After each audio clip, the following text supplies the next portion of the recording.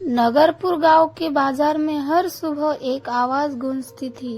गर्मा गर्म समोसे, खस्ता कुरकुरे समोसे, समोसे ले लो समोसे, गर्मा गर्म समोसे अंकल अंकल मुझे एक प्लेट समोसे दे दो। जरूर बेटा, लो प्यार से खाओ। रघुनाथ समोसे बेचकर ही अपना घर चलाता था। पत्नी सुजाता और बेटा चिंटू पर उसका पूरा संसार था। कमाई कम थी पर ईमानदारी बहुत ज्यादा। दोपहर का वक्त था। समोसे की दुकान, लोगों की हल्की भीड़, तेल की खुशबू, कढ़ाई की छनछनाहट। तभी वहाँ पर लाला अमरनाथ सेठ आते हैं। रघु, जरा 100 रुपए के गर्मा गर्म समोसे दे दे बेटा। जी लाला जी, अभी पैक कर देता हूँ। रघु समोसे पैक करता है। लाला जेब से नोट निकाल कर रख देता है। रघु नोट देखते ही चौंक जाता है। अरे लाला जी, आपने गलती से 1000 रुपए का नोट दे दिया। क्या 1000 का? अरे मुझे तो लगा 100 का निकाला था। कोई बात नहीं लाला जी, ये 900 रुपए वापस लीजिए। गलती किसी से भी हो सकती है।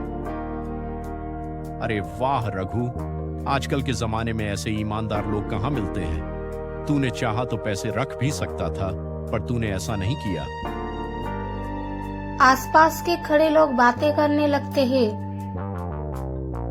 सही कहते हैं, रघु बहुत नेक लड़का है। ईमानदार है, इसलिए उसकी दुकान चलती है भाई। दूर खड़ा एक दुकानदार जलन के साथ फुसफुसाता है। हाँ भाई, बड़ा आया ईमानदार। देखना, यही ने कि इसके लिए मुसीबत भी बन जाएगी। रघु के चेहरे पर मुस्कुराहट, लोगों की प्रशंसा भी सुनाई दे रही है और पीछे उठती जलन भरी नजरें भी। शाम का समय, बाजार की चहल पहल, रघु के ठेले पर भीड़ लगी हुई है। वही कुछ दूरी पर बालकिशन अपने समोसे बेच रहा है, लेकिन उसके पास एक भी ग्राहक नहीं है। ये रोज रोज इतनी भीड़ क्यों लगती है इसके ठेले पर? मेरे समोसे क्या कम है इससे? अरे बालकिशन, बात समोसों की नहीं, रघु की ईमानदारी की है।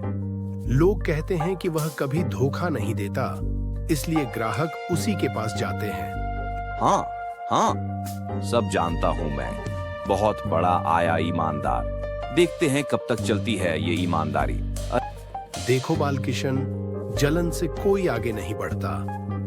मेहनत और अच्छे व्यवहार से नाम बनता है। दुनिया में कोई भी इंसान सिर्फ ईमानदारी से नहीं जीतता, कभी कभी चाल भी चलनी पड़ती है। बालकिशन, तू क्या करने की सोच रहा है? बस देख, अब खेल शुरू होने वाला है। रात को रघु ठेला साइड में लगाकर घर चला गया। इसी दौरान बालकिशन चुपके से आया और समोसे की कढ़ाई और कैश बॉक्स चुरा लिया। अब देखता हूँ कैसे चलेगी दुकान। रघु अपने ठेले का तिरपाल हटाता है। अचानक उसका चेहरा सफेद पड़ जाता है और गड़बड़ी में कहता है कि ये क्या, कढ़ाई कहाँ गई? कैश का डिब्बा भी गायब।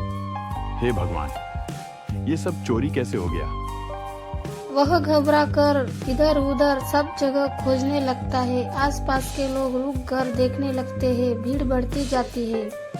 ओ सुनो सुनो, रघु बोल रहा है दुकान में चोरी हो गई। लगता है रात में किसी ने पूरा खाना उठा लिया। अरे ईमानदार रघु के यहाँ से चोरी, ये कैसे हो गया? मुझे तो कुछ गड़बड़ लग रही है। ये कोई और चोर नहीं, खुद रघु ही लगता है। क्यों? क्या बोल रहे हो बालकिशन? मैं क्यों चुराऊंगा अपनी ही दुकान से? क्योंकि भाई, आजकल लोकप्रियता पाने के लिए लोग कोई भी ड्रामा कर लेते हैं। पूरी भीड़ देख रही है, सब सहानुभूति पाने का खेल हो सकता है।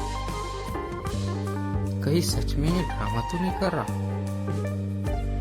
पहले ईमानदार बनने का खेल, फिर चोरी का नाटक। भाइयों बहनों, मैं सच कहता हूँ, चोरी हुई है। मैंने कुछ नहीं किया। लेकिन सुनने को कोई तैयार नहीं। हार और शक, आरोप, फुसफुसाहट, रघु अकेला पड़ जाता है।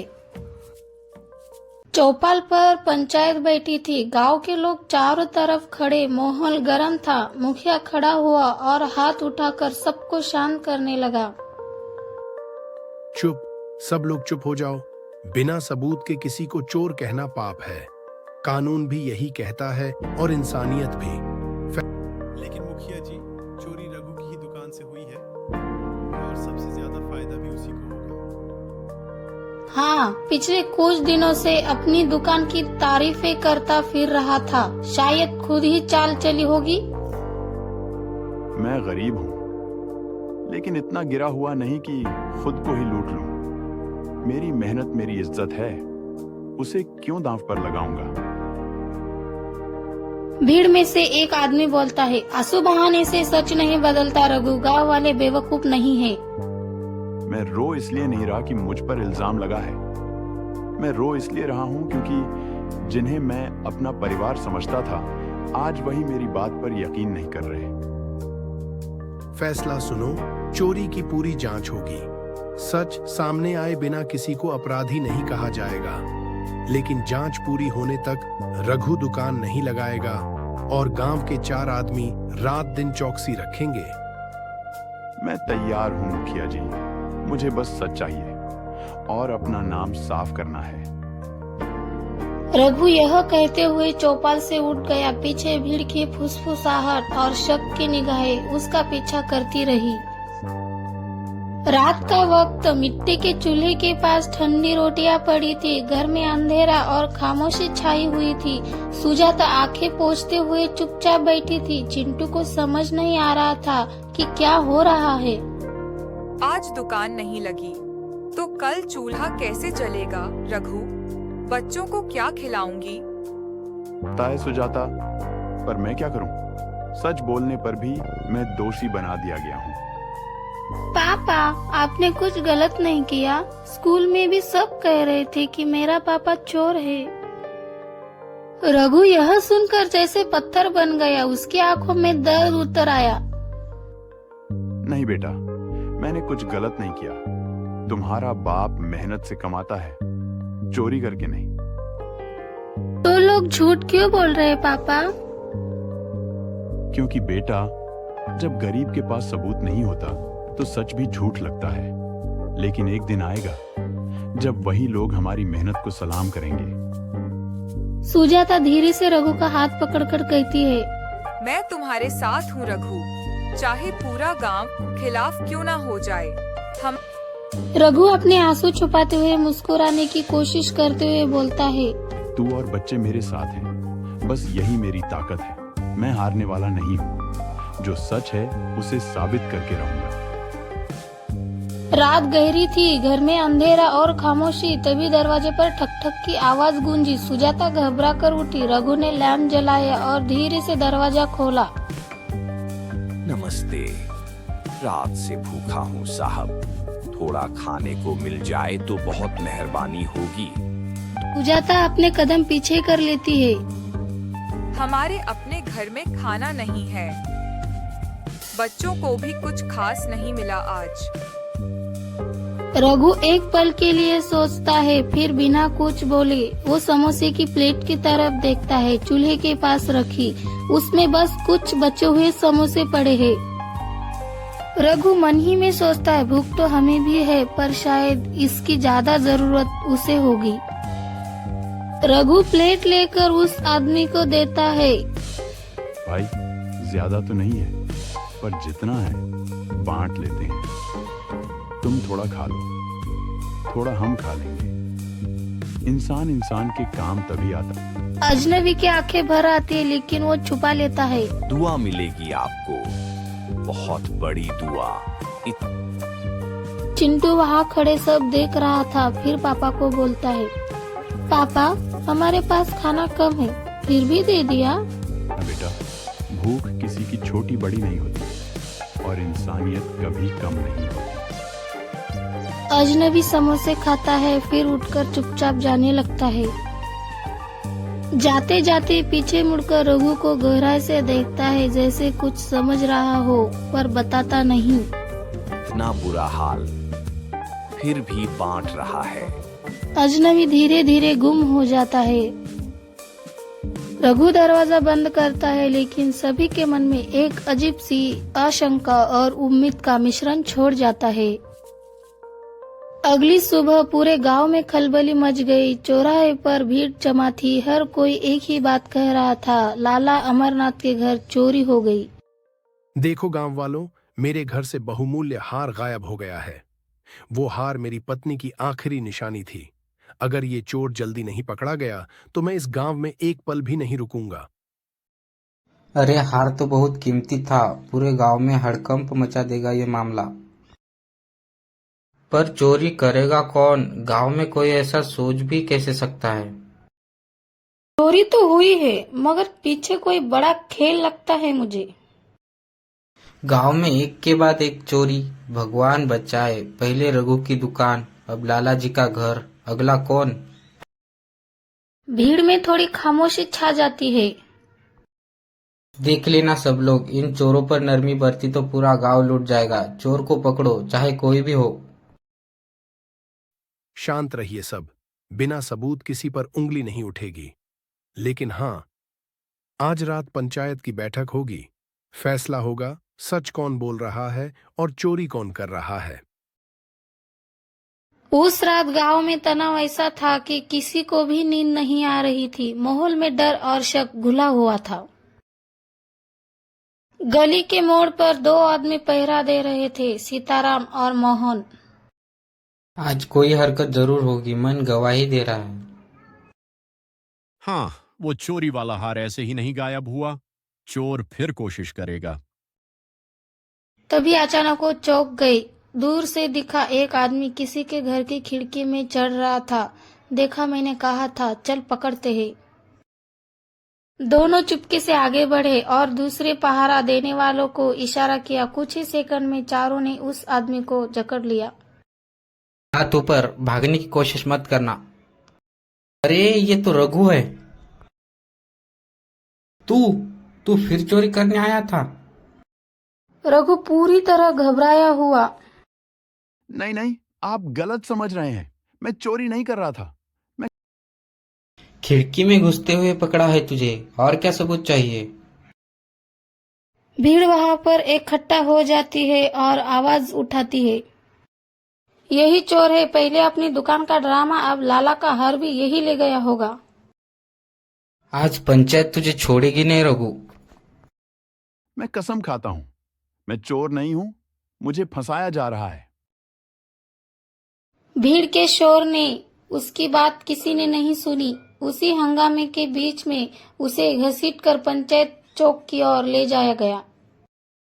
पकड़ो चोर को। नहीं, मैं चोरी नहीं कर रहा था। झूठा। मारो। रुक जाओ, असली चोर अंदर है। भीड़ अजनबी के साथ लाला अमरनाथ के घर में घुसती है। अंदर हल्की रोशनी, तिजोरी का दरवाजा आधा खुला। कोई अंदर है, लगता है तिजोरी खोल रहा है। नकाबपोश आदमी जल्दी जल्दी तिजोरी में हाथ मार रहा था। पकड़ो इसको, भागने मत देना, पकड़ो इसको जल्दी से।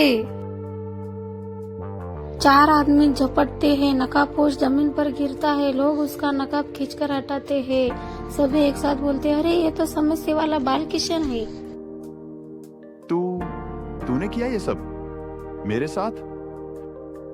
हाँ, मैंने किया। रघु का ठेला भी मैंने लूटा था। कड़ाही, पैसे सब मैं ले गया था, ताकि लोग रघु को भूल जाएं और मेरे समोसे ही सबसे ज्यादा बिके।